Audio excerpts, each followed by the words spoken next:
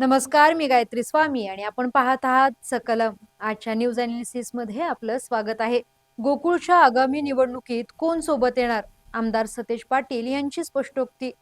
मान्सूनपूर्व कोल्हापूरची तयारी कुठपर्यंत आली आहे? ममता बॅनर्जींचा भाजप आणि निवडणूक आयोगावर हल्लाबोल. लैंगिक शोषणातील आरोपींच्या पॅरोलबाबत मंत्रिमंडळ बैठकीत मोठा निर्णय. इराणचा UAEवर हल्ला, आखातात नक्की परिस्थिती काय? भारतावर आखाती युद्धाचे परिणाम या सर्व महत्वाच्या घडामोडी आणि त्याचं सविस्तर विश्लेषण जाणून घेऊयात आजच्या बातमीपत्रात.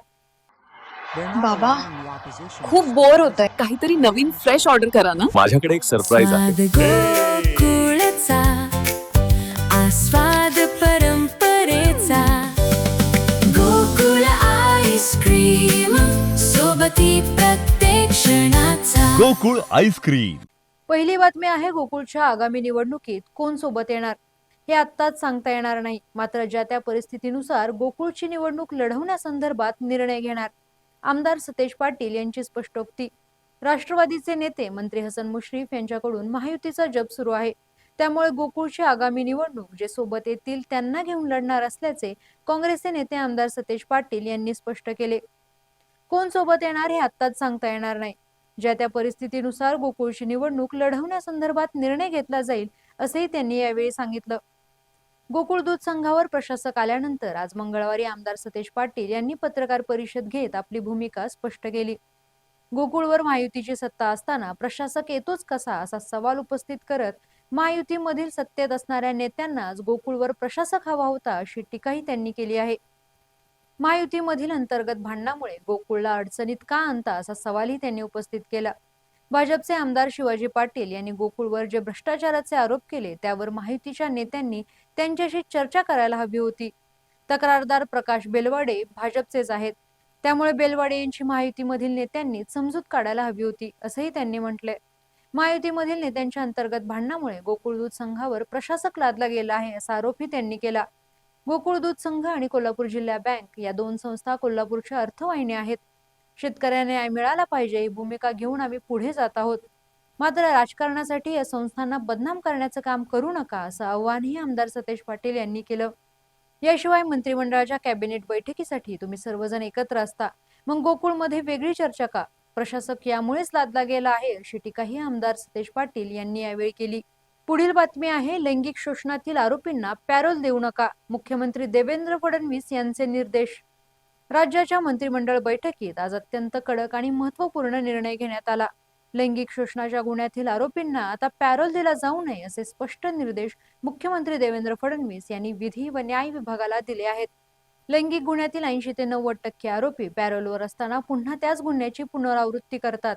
हे गंभीर वास्तव लक्षात घेऊन हा कायदा पुन्हा नव्याने लागू करण्याच्या हालचाली सुरू झाल्या आहेत. यासोबतच मंत्रिमंडळाने धाराशिव जिल्ह्यातील तुळजापूर येथील श्री तुळजाभवानी अभियांत्रिकी महाविद्यालय आता महाराष्ट्र शासनाकडे हस्तांतरित करण्याचा निर्णय घेतला आहे. तर आदिवासी बांधवांच्या मुलांच्या शैक्षणिक प्रगतीसाठी 5 प्राथमिक आणि 19 माध्यमिक अनुदानित आश्रमशाळांची श्रेणीवाढ करण्यास मंजुरी दिली आहे. पुढील बातमी आहे, मुख्यमंत्री पदाचा राजीनामा देणार नाही, ममता बॅनर्जी यांचा आक्रमक पवित्रा. इंडिया आघाडीच्या जोरावर नव्या संघर्षाची हाक. पश्चिम बंगालमधील 15 वर्षाची सत्ता गेल्यानंतरही मुख्यमंत्री ममता बॅनर्जी यांनी आज पराभव मान्य करण्यास स्पष्ट नकार दिला आहे.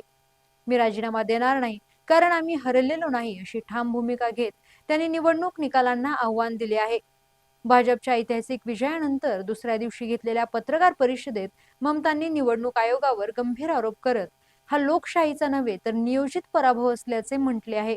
आम्ही भाजपशी नाही तर भाजपच्या इशाऱ्यावर काम करणाऱ्या निवडणूक आयोगाशी लढलो असं म्हणत त्यांनी मतदारसंघाच्या यादीतून मोठी नावे वगळल्याचा आणि डर्टी गेम्स खेळल्याचा दावा केला. आता आपण फ्री बर्ड असल्याचे सांगत त्यांनी पूर्ण लक्ष इंडिया आघाडीला बळकट करण्यावर केंद्रित करणार असल्याचे स्पष्ट केले. उद्धव ठाकरे, अखिलेश यादव आणि इतर प्रमुख नेत्यांनी आपल्याला पाठिंबा दर्शवला असून आगामी काळात केंद्रातील सरकार विरुद्ध तीव्र संघर्षाचे संकेत त्यांनी दिले आहेत. भाजपसाठी 207 जागा मिळवत सत्ता स्थापन करणे तांत्रिकदृष्ट्या सोपे असले तरी नैतिकतेच्या मुद्द्यावर ममता बॅनर्जी यांनी आता विरोधकांचे नेतृत्व करण्याची भूमिका घेतल्याने बंगालच्या जनतेवर याचा किती परिणाम होईल हे पाहणे महत्त्वाचे ठरेल. पुढील बातमी आहे आपल्या कोल्हापुरातून. मे अखेरपर्यंत नालेसफाई पूर्ण करा, निवारा केंद्रात हव्यात सर्व सुविधा. जिल्हाधिकारी डॉक्टर विजय राठोड यांचे आदेश. जिल्ह्यातील सर्व स्थानिक स्वराज्य संस्थांनी मे अखेरपर्यंत नाले सफाईची कामे पूर्ण करून प्रशासनाला तसे प्रमाणपत्र सादर करावे. तसेच संभाव्य पूरबाधित गावातील नागरिकांसाठी निश्चित केलेल्या निवारगृहांमध्ये पिण्याचे पाणी, स्वच्छतागृहे आणि स्नानगृहांच्या सुविधा सज्ज ठेवाव्यात. ऐनवेळी धावपळ करण्यापेक्षा वेळेत नियोजन करा, असे निर्देश जिल्हाधिकारी डॉक्टर विजय राठोड यांनी दिले. जिल्हाधिकारी कार्यालयातील राजश्री शाहूजी सभागृहात आयोजित मान्सूनपूर्व आढावा बैठकीत ते बोलत होते. जिल्ह्यातील आणि लगतच्या जिल्ह्यातील सर्व धरणांमधील यंत्रणेचा समन्वय, पूरस्थितीमध्ये कोणत्याही परिस्थितीत जीवितहानी होता कामा नये हाच प्रशासनाचा मुख्य उद्देश असल्याचे त्यांनी यावेळी स्पष्ट केले. या बैठकीला जिल्हा परिषदेच्या मुख्य कार्यकारी अधिकारी डॉक्टर जास्मिन, निवासी उपजिल्हाधिकारी गजानन गुरव, अतिरिक्त मुख्य कार्यकारी अधिकारी संतोष जोशी, पाटबंधारे विभागाचे अधीक्षक अभियंता अभिजित मेत्रे, कार्यकारी अभियंता स्मिता माने, जिल्हा आपत्ती व्यवस्थापन समन्वयक प्रसाद संकपाळ यांच्यासह सर्व आस्थापनांचे विभाग प्रमुख उपस्थित होते. तसेच जिल्ह्यातील सर्व उपविभागीय अधिकारी, तहसीलदार, गट विकास अधिकारी आणि मुख्याधिकारी ऑनलाईन सहभागी झाले होते. यावेळी कोल्हापूर व इचलकरंजी महापालिकेच्या तयारीसह प्रत्येक विभागाचा विस्तृत आढावा घेऊन जिल्हाधिकाऱ्यांनी संभाव्य पूरबाधित गावांमध्ये 100% उद्घोषणा यंत्रणा बसवण्याचे आदेश दिले. जिल्हाधिकाऱ्यांनी सूचना देताना सांगितले की धोकादायक शाळा आणि अंगणवाड्यांच्या इमारती निश्चित करून तातडीने उपाययोजना कराव्यात. जिल्हा परिषदेने सर्व शाळांचे स्ट्रक्चरल ऑडिट पूर्ण करावे. स्थानिक स्वराज्य संस्थांनी धोकादायक इमारती व झाडांबाबत विहित कार्यपद्धतीचा अवलंब करून कडक कारवाई करणे आवश्यक आहे. कुठेही अपघात होता कामा नये. तसेच मान्सूनच्या कालावधीत कोणत्याही अधिकारी वा कर्मचाऱ्याला मुख्यालय सोडता येणार नाही अथवा सुट्ट्या घेता येणार नाहीत. सार्वजनिक बांधकाम विभाग आणि राष्ट्रीय महामार्ग विभागाने रस्ते दुरुस्ती, लगतची धोकादायक झाडे फांद्या काढणे आणि बाधित होणाऱ्या रस्त्यांसाठी पर्यायी मार्गांची डागडुजी मे अखेरपर्यंत पूर्ण करावी. ग्रामीण व शहरी भागातील स्थलांतरित होणाऱ्या कुटुंबांना कोणत्या निवारगृहात जायचे आहे याची पूर्वकल्पना देऊन मार्गदर्शक सूचना द्याव्यात, असेही त्यांनी नमूद केले.